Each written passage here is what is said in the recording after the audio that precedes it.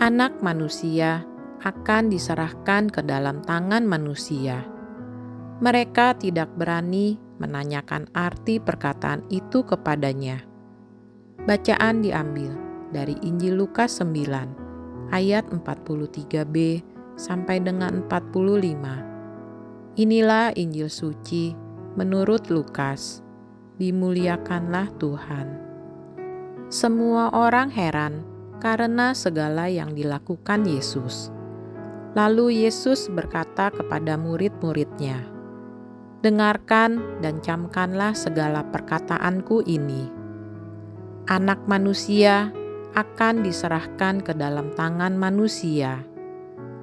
Mereka tidak mengerti perkataan itu, sebab artinya tersembunyi bagi mereka, sehingga mereka tidak dapat memahaminya, dan mereka tidak berani menanyakan arti perkataan itu kepadanya. Demikianlah sabda Tuhan. Terpujilah Kristus. Untuk kita renungkan, saudara-saudari yang terkasih, terkadang dalam perjalanan hidup ini kita tidak mengerti maksud dan rencana Tuhan. Semacam ada selubung yang menutup mata batin ini sehingga tak melihat dan tak merasakan rahmat Allah. Menghadapi semuanya itu, kita perlu bersabar. Kita perlu berserah dan percaya bahwa pada akhirnya semuanya akan menjadi jelas dan kita pun akan semakin mengerti. Para murid dipanggil secara khusus untuk mengikuti Yesus dan tinggal bersamanya. Mereka menerima rahmat khusus dan juga pengajaran-pengajaran khusus dari Yesus. Namun, ternyata tidak semua sabda, tindakan, dan proyek yang harus dikerjakan Yesus dapat mereka pahami. Mereka tidak paham ketika Yesus yang bisa membuat banyak mujizat dan sangat dikagumi banyak orang, kok mengatakan bahwa dirinya harus menderita sengsara. Namun kendati tidak paham, mereka tetap setia mengikutinya sampai akhir.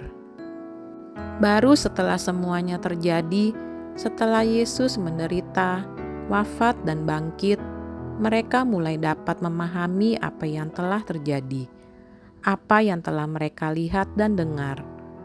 Mungkin seperti pengalaman kita saat ujian, saat kita mendengarkan penjelasan guru atau dosen, lalu belajar dari beberapa buku, rasanya kita tidak mudah mengerti.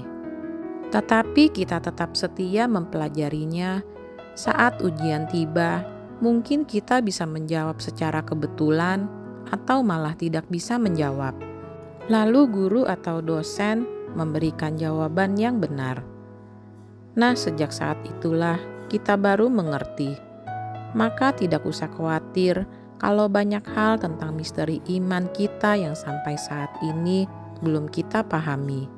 Yang penting kita tetap setia dan tidak pernah berhenti belajar serta berelasi terus dengan Tuhan. Suatu saat kita akan memahaminya, entah saat kita masih di dunia ini atau saat kita nantinya sudah berjumpa dengan Tuhan secara langsung di surga. Demikianlah renungan hari ini. Marilah kita berdoa bersama-sama. Ya Allah, Engkau telah memperbarui perjanjian-Mu dengan kami dalam diri Yesus Kristus Putra-Mu. Ia datang ke dunia dan mengorbankan hidupnya di kayu salib untuk menggenapi karya penyelamatanmu. Kami mohon, semoga kami tidak menyia-nyiakan pengorbanannya itu dengan senantiasa memperbaharui hidup kami.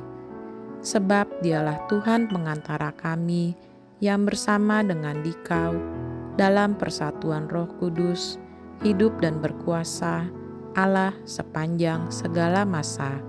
Amin. Tuhan Yesus memberkati kita semua.